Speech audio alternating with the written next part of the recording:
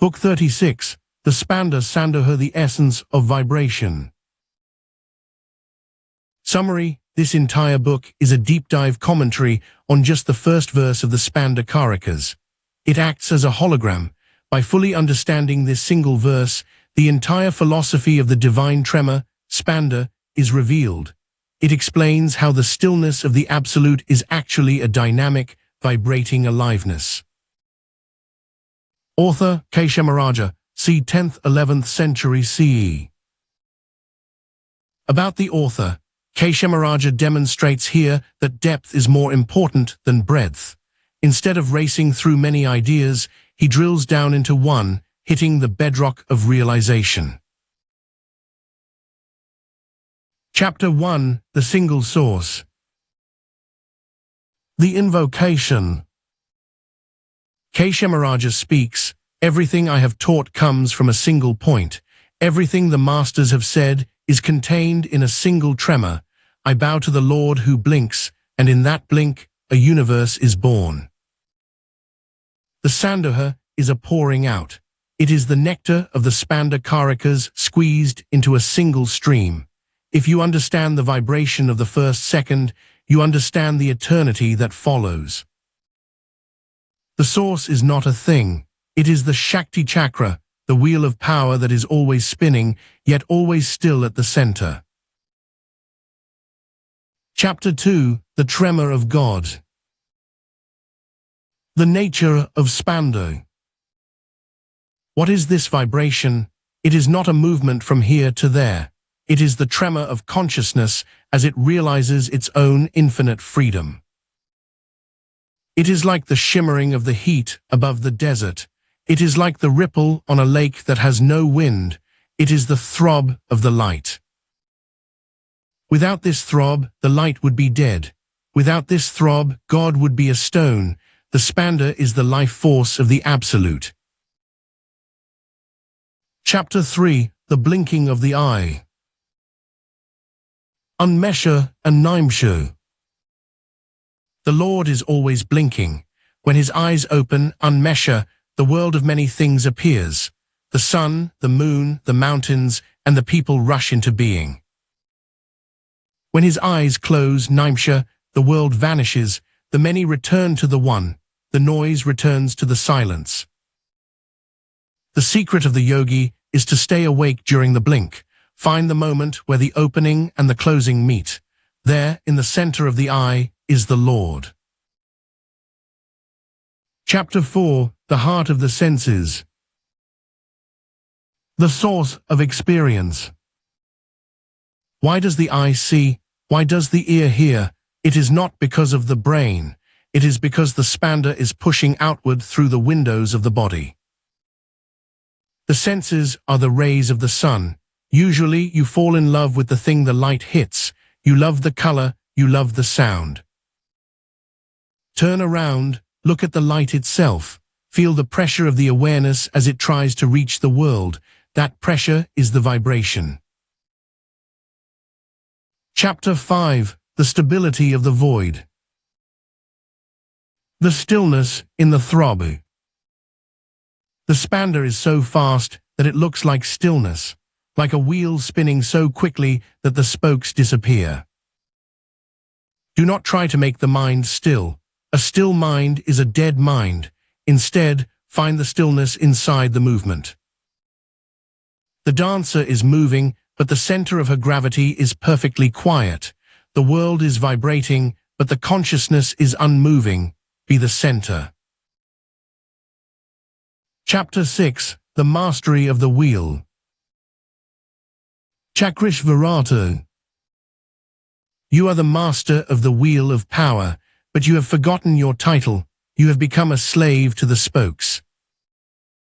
One moment you are happy, the next you are sad.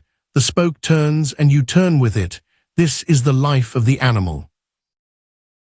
Reclaim your throne, step into the hub. From the hub, you watch the wheel turn, but you do not turn with it. You are the lord of the vibration. Chapter 7: The Sudden Awakening. The Path of Intensity. The vibration is most visible in the moments of intensity, in the peak of desire, in the shock of fear, in the middle of a great laugh. In those moments, the story of me is interrupted. The ego cannot keep up with the speed of the vibration. It falls behind. Capture that gap. When the mind is paralyzed by wonder or terror, that is the face of the Spanda. Do not turn away. Step into the fire. Chapter 8. The Sound of the Silence. Anahata. There is a hum in the universe. It is the unstruck sound. It is the vibration of the I before it takes a name. Listen to the silence in your own ears. It is not empty. It is the roar of the ocean of consciousness. This sound is the mother of all mantras. It is the frequency of home. Tune your nervous system to this hum, and the world becomes transparent. Chapter 9. The Dissolution of the Subject. The end of the knower. Usually you think, I am the one who is vibrating. This is the last mistake. There is no one who vibrates. There is only the vibration. The I is just a label we put on a certain frequency of the pulse. When the labels are stripped away, what remains? The pure, shimmering, uncaused bliss of the Absolute. You are the pulse itself. Chapter 10. The Geometry of the Heart. Hridaya Vimarsana. The heart is the center of the vibration. It is not the physical pump. It is the place of reflection where the light meets itself. Feel the expansion and contraction in your chest. It is the breathing of the universe. Every heartbeat is a creation and a destruction. Dwell in the heart. It is the safest place in the world, for it is the only place that is not in the world. Chapter 11. The Alchemy of the World. Everything is vibration. The rock is a slow vibration.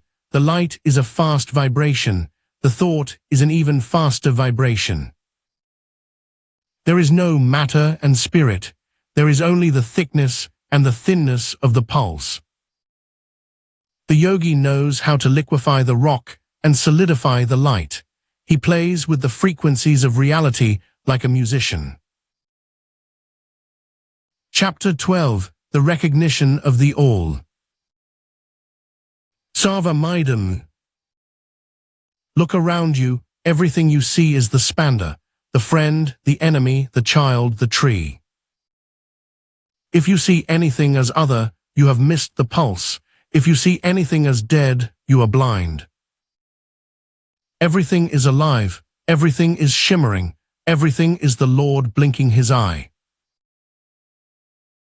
Chapter 13. The Inhalation of the World. Grasa, the Great Swallowing. The yogi is the great eater. He does not just see the world, he swallows it.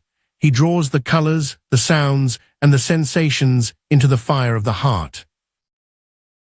This is grasa, the inhalation of the universe. You draw the outside into the inside until the boundary disappears. The world becomes a warm glow in your belly. When you have swallowed the world, you are no longer a person in the universe. The universe is a vibration within you. Chapter 14. The Great Pervasiveness. Mahavyapti. The vibration is not just inside your skin, it is the fabric of space itself. It is the Mahavyapti, the great pervasiveness. Feel the vibration in the air between your hands. Feel it in the silence of the room. Feel it in the light of the stars. You are not a drop of water vibrating in the ocean. You are the vibration that allows the ocean to exist. You are the pervasive current of God. Chapter 15. The Final Overflow. Visarga, the Supreme Emission. After the inhalation comes the exhalation. After the swallowing comes the gift. This is Visarga, the supreme emission. You breathe out the universe as an act of pure love. You release the light back into the form. The silence becomes the song again. The eye is the point of the heart where the inhalation and exhalation meet. It is the supreme resting point. Chapter 16, the final word. Conclusion. I have poured out the nectar. The Sandoha is complete. Go into the world. Do not be afraid of the noise. Underneath the noise, find the hum.